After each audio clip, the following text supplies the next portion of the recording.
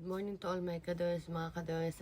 Ay, kailangan ko po ng dasal ninyo kasi nga po may babasahin ko po ito Mayroon po sa cellphone kasi namin kaya nagising ako ng maaga today.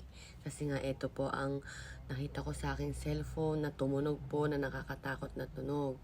Ayan na nga, tsunami warning announcement.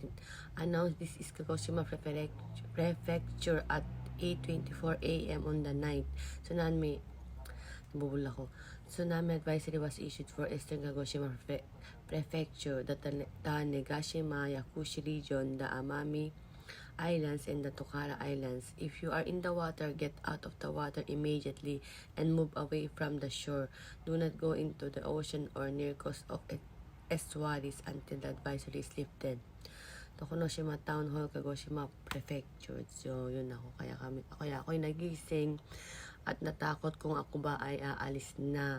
Pupunta kami sa taas. Kasi nga, dito kami sa city kami, medyo malapit kami sa dagat. So, medyo kinakabahan ako ngayon. Hindi ko alam kung, kasi sa second floor kasi ako mga kaders dito sa bahay. Kaya, okay, safe. Tingin ko naman ay safe naman po dito. So, baka dito na lang muna kami or ewan ko kung aakyat pa ba sa taas. Kasi nga may ganyan pa alam na kapag daw malapit sa dagat umalis daw at pumunta daw sa taas. Ganyan, 8:24 siya nag-alarm. Nagulat ako.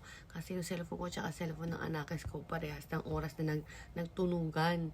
So, di ba, magugulat ka talaga. May tsunami, ganyan. So, sana naman po, okay naman po.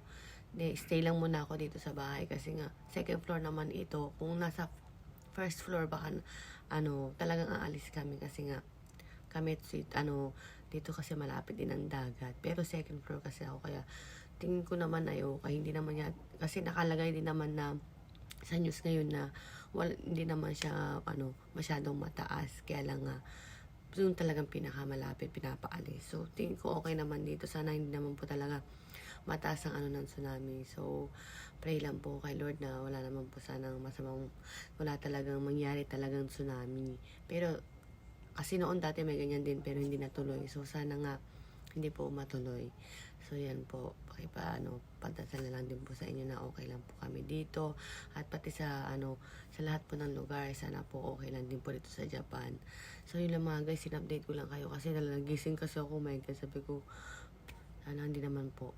So, yun lang mga kadasing, wala pang pilikmata. Hindi ko alam kung ako iba mag-aayos na yung mga importante. Alam niyo na pag tsunami, mga importante, kailangan talagang ayusin agad. Pag time na talaga may parating, kailangan umakyat sa taas. So, na mag-i-impact, muna ako ng mga kailangan unahin. Siyempre, sa mga anakis ko, gisingin ko. Tapos, pero hindi ko pa sure alam kung makakaalis ako talaga mga kadros. Sa takot lang talaga ako.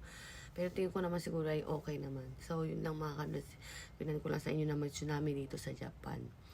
So, thank you guys for watching.